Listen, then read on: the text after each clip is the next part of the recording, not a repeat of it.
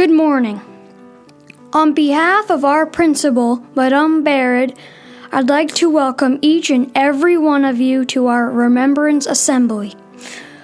We would also like to extend a special welcome to other schools in our area who have joined us. And I'd like to extend a special welcome to veterans and their families joining us as well. We'll begin in a moment with a singing of O Canada. This will be followed by stories, songs, and poems. We'll observe a moment of silence and conclude with the playing of God Save the King. The students performing in today's service have decided to keep their identities hidden.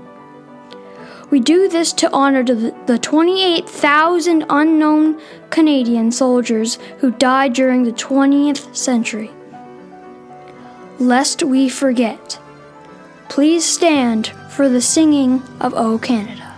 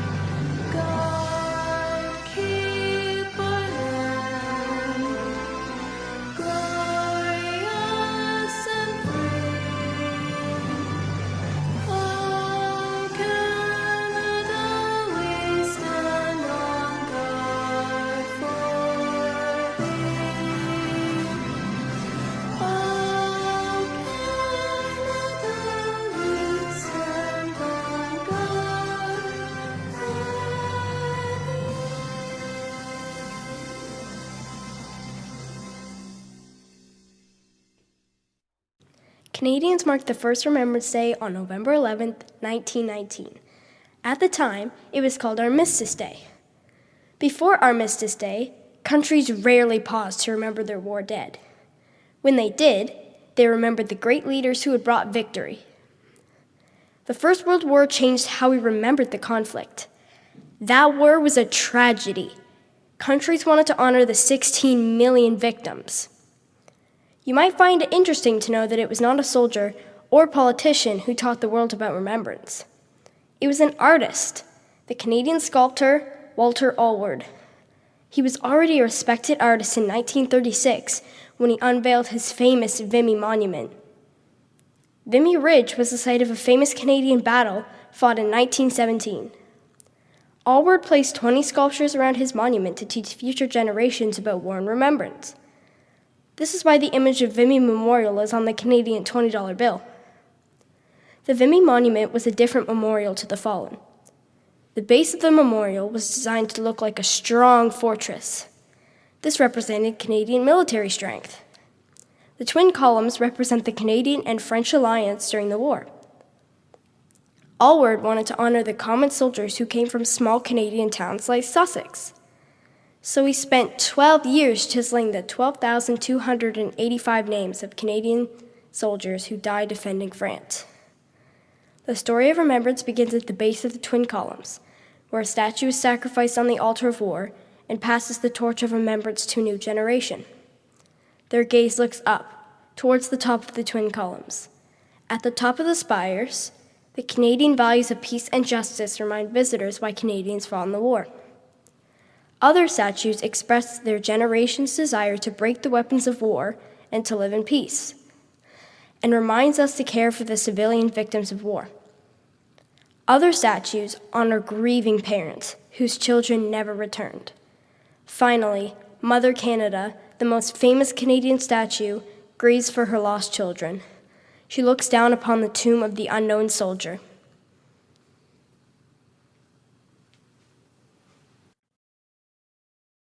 Historians are the keepers of stories. And while we don't talk to the dead, quite often the job involves listening to the dead. Today, I'd like to share one of my favorite Remembrance Day stories with you. It all began with a letter, an invitation really. Much to my surprise, it was from a ghost. Now, when a ghost sends me an invitation, as a rule, I try to accept. So I did, right away. The ghost invited me to the beautiful northern shores of France, to an historic region called Normandy.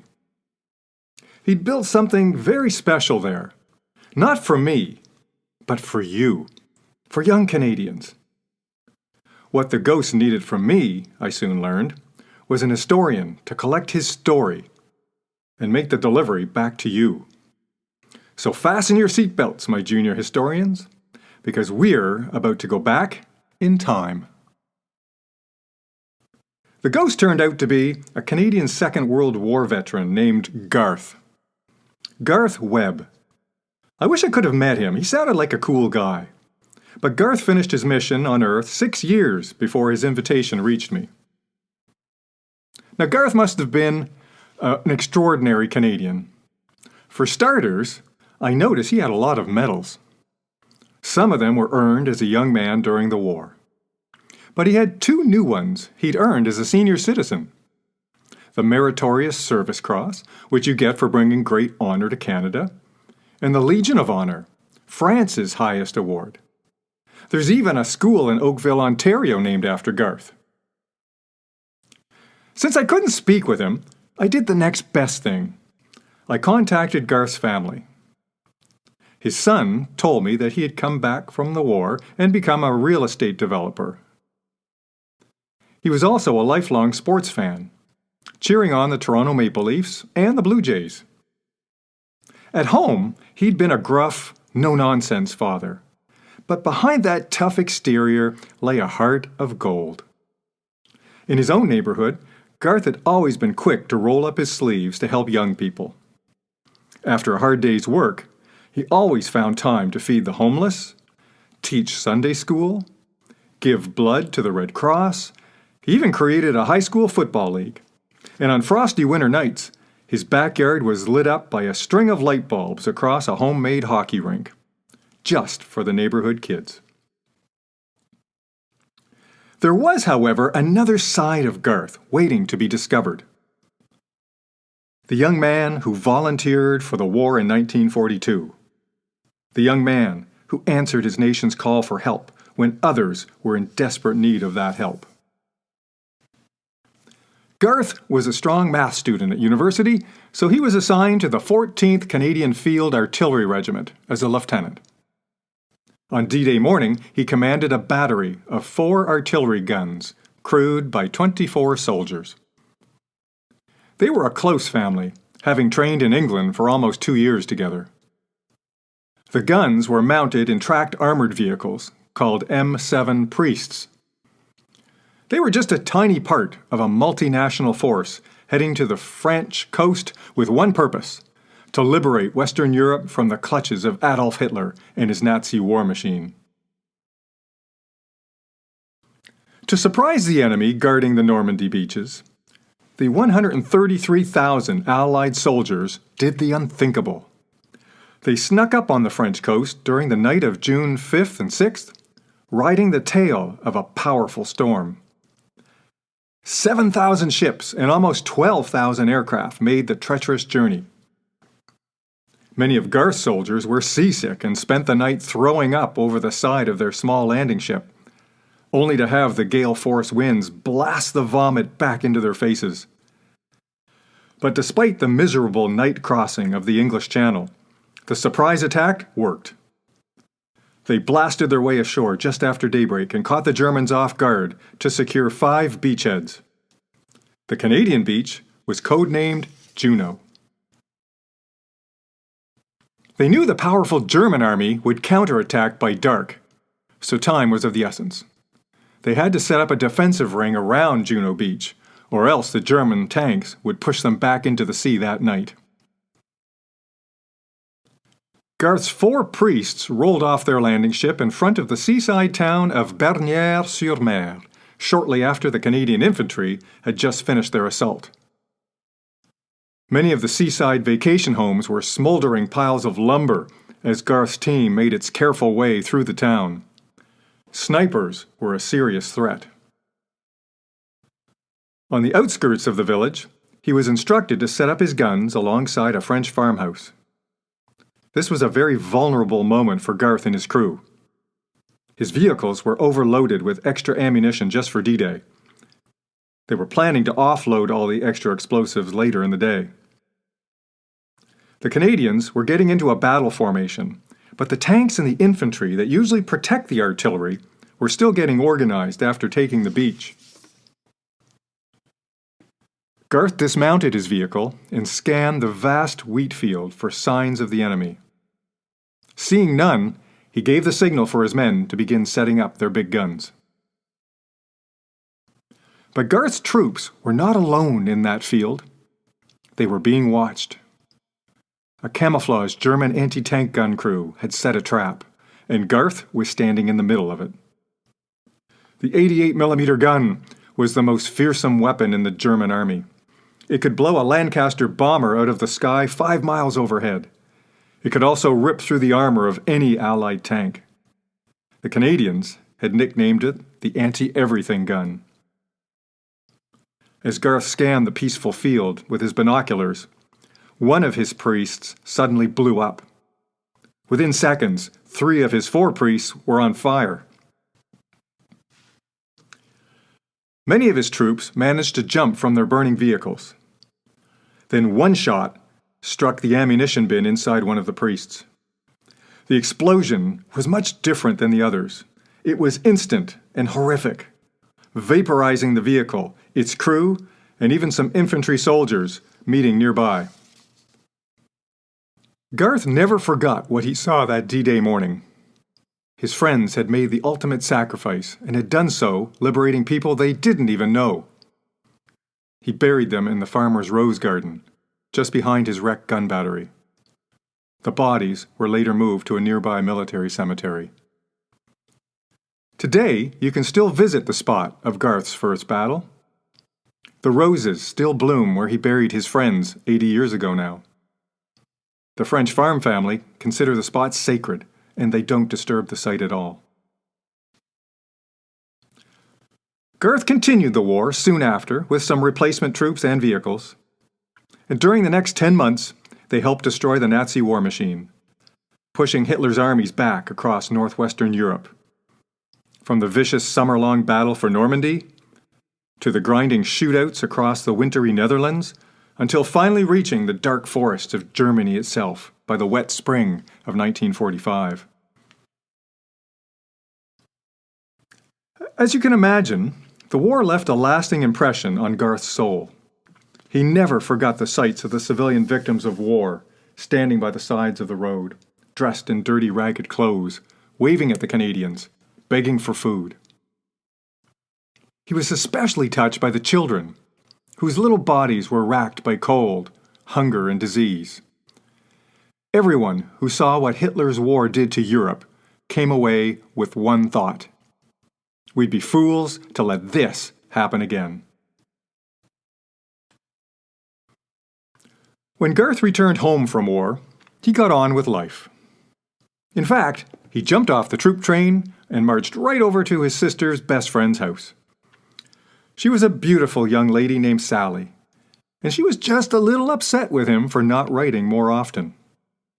She had sent him a lot of care packages during the war. Garth found Sally sitting on her front porch. First, Garth apologized for not writing her more often. Then, in the next breath, he asked her to marry him. Sally said yes, and the couple started a family in the middle-class suburbs of Burlington, Ontario. Garth didn't return to France again until 1969, the 25th anniversary of the D-Day invasion. Garth was getting older by this point, and the world was changing around him. The architect of the D-Day operation, General Dwight Eisenhower, had just passed away. Neil Armstrong was about to land on the moon, and some hairy guys called the Beatles were just recording their last album. But Garth wanted to return to Europe and return to his youth. He especially wanted to return to Normandy, where his troops were ambushed. He wanted to remember his soldiers that never made it home, never got to marry, have kids, or enjoy life. On the site of that D-Day ambush, Garth drank a toast to his men whose lives were cut short that day. Over the next few decades, Garth participated in all the D-Day reunion tours. But a pattern emerged that began to frustrate him deeply. Canada had no official gathering place for Second World War veterans in Europe. The Americans and the British had built theirs years ago. The Canadian government, you see, didn't want to pay for another war memorial. The Vimy Monument to the First World War had run over budget. So the government simply told the 1 million veterans of the Second World War to just share the First World War cenotaph in Ottawa. It would be cheaper. Without a place for Canadians to gather along the old D-Day beaches, Garth and his fellow veterans had no choice but to attend the American ceremonies at Omaha Beach, gritting their teeth as the Allies marched past cheering French crowds. Back home, Garth huddled with his friends at the Burlington Legion, grumbling that their allies were making it look as if the Canadian Army had just tagged along with the gear in the rear during the war. Adding insult to injury, the American and British film industries were lionizing their national wartime exploits with films like Patton, A Bridge Too Far, and Saving Private Ryan. If something wasn't done soon, Canadian school children would grow up thinking the Americans had won the war single-handedly. Garth finally snapped during the 50th D-Day anniversary. The year was 1994. It began like all the other reunions, except this one was massive. A half-century had passed, and the world wanted to mark their gratitude with one big celebration. Once again, the cheering French children lined the parade routes, waving their American and British flags, welcoming the return of their liberators. Meanwhile, the grumpy 76-year-old Garth clenched his fists as 45,000 British and American veterans hogged the spotlight yet again. What happened next really brought Garth to a turning point. As part of that major D-Day anniversary, he was invited to the Netherlands to speak to some school children. He'd planned to teach them how Canadian veterans rescued their grandparents from the Nazi occupation and then kept them alive during that unforgettable hunger winter of 1944 and 1945. As part of his school visit, he joined the Dutch students on a trip to a famous Canadian cemetery. Grosbeek Military Cemetery is the resting place for 2,619 Canadian soldiers, all killed while liberating the Netherlands. Several of the headstones were engraved with names of old friends. Once Garth was done sharing his stories with the children at the cemetery, they surprised him with a few stories of their own. Garth was stunned to learn that each child had adopted a Canadian soldier's grave. Students had even researched school projects about their soldier and were responsible for cleaning their headstone. The practice, he was told, had been going on for decades. When Garth asked the students why they were taking such good care of these graves, they explained how their grandparents had seen what these Canadians had sacrificed in order to save their villages. For these Dutch children, gratitude for these soldiers was deeply personal. They understood that thousands of grieving Canadian families had entrusted the bodies of their sons with their community. So the Dutch school kids made sure that the soldiers were honored with respect and care. There was even an annual Christmas Eve candlelight vigil. It was a touching display of gratitude by the children who grew up in the peace paid for by these Canadian soldiers. Children are powerful teachers. The big gruff artillery veteran was deeply moved by what he saw that summer morning. Garth returned home determined to fight for veterans, their families, and the memory of the generation of Canadians lost liberating Europe. He had waited 5 decades for a series of foot-dragging governments to build a permanent memorial in Europe for the Canadians who served during the Second World War. If Ottawa couldn't match the respect being shown to veterans by these Dutch children, then he would have to roll up his sleeves and do it himself. During the summer of 1994, Garth met with friends around a card table at the Burlington Legion. Once again, he explained his frustrations and described what the Dutch children were doing. There was broad agreement. Something had to be done. When a friend asked him what exactly he planned to do, Garth had already made up his mind. "We're going to go back to Juno Beach," he replied. "This time, we're going to build a $10 million museum." Now, as you can imagine, the idea raised a few eyebrows. But the elderly vets were all in. Time was ticking. Garth wanted the museum in place before the 60th D-Day anniversary in 2004. Now, it's one thing for Garth to build a shopping mall in southern Ontario. It was quite another to build a multi-purpose museum in France. There would be many hurdles to overcome, but after living through the terrors of D-Day, he didn't scare easily. Each month, his team of volunteers grew larger, and as Terry Fox had shown Canadians a decade earlier, if the cause was righteous, a good idea gathered support. Under Garth's leadership, veterans, their families, and a lot of school children formed a grassroots campaign that brought his dream to life on a groundswell of small donations. Happily, Garth cut the museum's opening ribbon on June 6, 2003, a full year before the 60th D-Day anniversary. His dream for Canadians, past, present, and future, had come true. Today, the Juno Beach Centre showcases the sacrifices made by that generation of Canadians and the Allied partnerships it took to win the war. A photograph taken of Garth that victorious morning shows him beaming with delight. It had taken a long time, but he knew he would never have to attend another American ceremony again. This spring, the world will return to Normandy to mark the 80th anniversary of the D-Day invasion and the liberation of France. Thanks to Garth, Canadians will gather on Juno Beach to remember those who made the ultimate sacrifice. Lest we forget.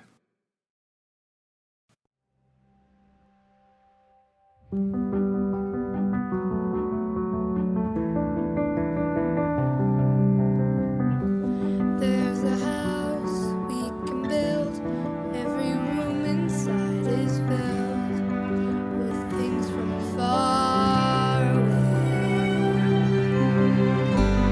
Special things I compile, each one there to make you smile on a rainy day. They can say it all sounds good.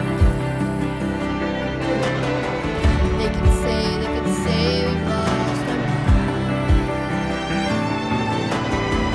I don't care if they call us crazy. Run away to a world that we design. 'Cause every night I lie in bed, the brightest colors fill my head. A million dreams are keeping me awake. Think of what the world could be, a vision of the one I see. A million dreams is all it's gonna take. A million dreams for the world we're gonna make. However big, however small, let me be part of it all. Share your dreams with me. You may be right, you may be wrong, still bring me along. World you see, the world I close my eyes to see. I close my eyes to see.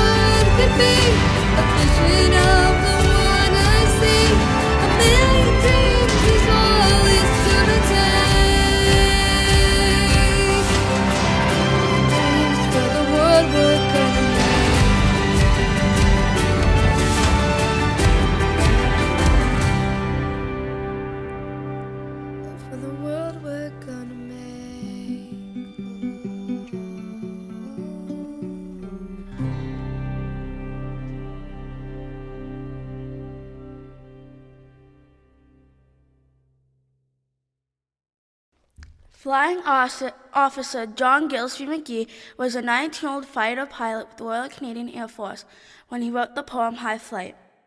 He loved writing poetry in school and was inspired by poets who wrote about the First World War.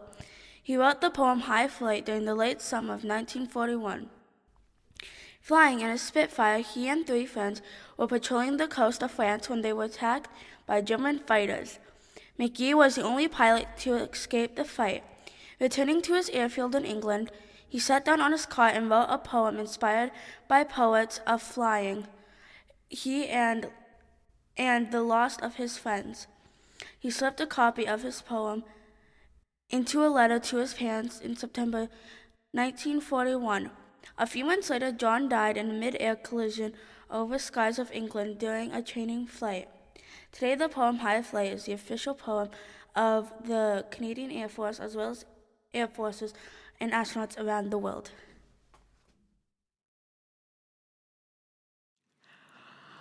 Oh, I have slipped at the surely bounds of earth and danced at the skies on laughter's silvered wings. Sunwards I've climbed and joined the tumbling mirth of sun-split clouds and done 1,000 things you have not dreamed of.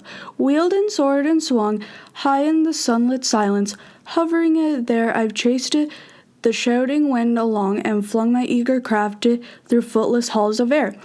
Up the long delirious burning blue, I've topped the windswept heights with easy grace, where never lark or even eagle flew, and while with silent lifting mind I've trod the high untrespassed sanctity of space, put out my hand and touched the face of God. Mayor John McCrae was a Canadian doctor during the First World War. In April 1915, he was serving in the trenches near Ypres, Belgium, in an area called Flanders. There he took care of the wounded soldiers while the battle raged nearby. In a letter, he described the war to his mother. The general impression in my mind is of a nightmare. We have been through the most bitter of fights. For 17 days and 17 nights, none of us have had our clothes off, nor our boots, even except occasionally. And all that time, gunfire and rifle fire never ceased for 60 seconds. And behind it all was the constant background of the sights of the dead, the wounded, the maimed, and the terrible anxiety, lest the enemy break through the front trench line. In his spare time, McCrae enjoyed writing poetry. When McCrae's closest friend was killed in the fighting, he was buried in a grave with a simple wooden cross. When McCrae visited the cemetery, he noticed that wild poppies were already beginning to bloom between the crosses. Unable to help his friend, or any of the others who had died, John McCrae wrote a poem to give them a voice. Today, this cemetery near Ypres, Belgium, marks the location of John McCrae's field hospital. It was here that he wrote the poem and Flanders Field. The soldiers buried here were lives that McCrae could not save, including 15-year-old Valentine Sturrock, who lied about his age to enter the war. More than 100 years later, local school children still leave poppies and teddy bears at his gravesite. While McCrae would die of pneumonia while serving in the war, he lived to see his poem grow in popularity. Today, many countries around the world still use the flower of remembrance. Au champ d'honneur. Au champ d'honneur, les coquelicots sont parsemés de lot en lot, auprès des quoi et dans l'espace, les alouettes devenues lassées, mêlant leur chant au sifflement des obusiers. Nous sommes morts, nous qui signons la vie encore, à nos parents, à nos amis. C'est nous qui responsons ici, au champ d'honneur. À vous, jeunes Debussy, à vous de porter l'oriflamme et de garder au fond de l'âme le goût de vivre en liberté, accepter le défi, sinon les coquelicots se feront au champ d'honneur. In Flanders fields the poppies blow beneath the crosses row on row that mark our place, and in the sky the larks still bravely singing fly. Scarish heard among the guns below, we are the dead, short days ago. We lived, felt dawn, sunset glow, loved and were loved, and now we lie in Flanders fields. Take up our quarrel with the foe, to your from falling hands we throw. The torch be yours, still hold it high, if ye break faith with us who die. We shall not sleep, through poppies grow in Flanders fields. A time of remembering. They fought so long ago and so far from here. to keep us safe from harm. They boarded ships to sail away from family's home and farm. They braved the wet, the cold, the mud. For days and weeks at time they dreamed of warmth and safety as they lay there in the grim. In the very first great war they fought, nearly a tenth of the population went. About 60,000 never came home, the most capable any country sent. They fought in the second war that was longer, but they still answered the call. They sailed the sea, a half a dozen ships, and gave the task their all.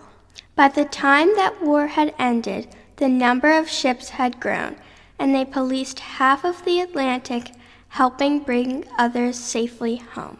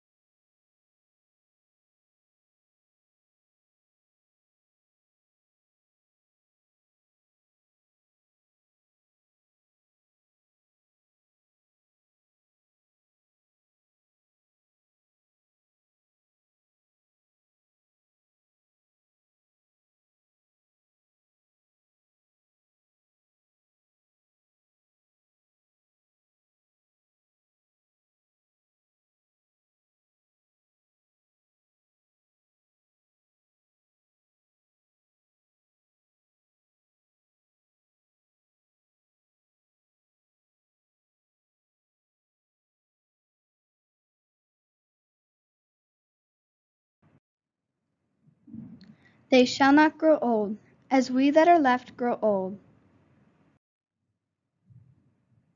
Age shall not weary them, nor the years condemn. At the going down of the sun, and in the morning, we will remember them.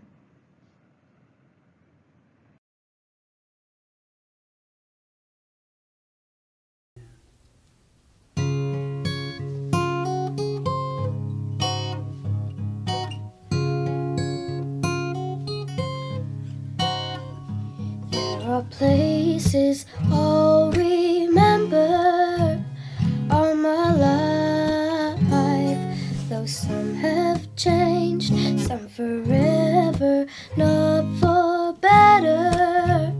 Some have gone, and some remain. All these places had their moments with lovers and friends. I still can recall. Some are dead and some are living. In my life, I loved you more. But of all these friends and lovers, there is no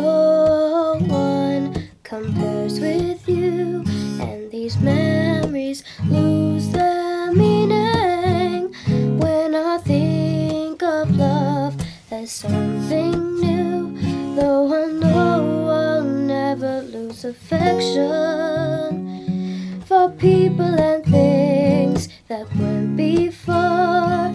Although I'll often stop and think about them. In my life, I love you more.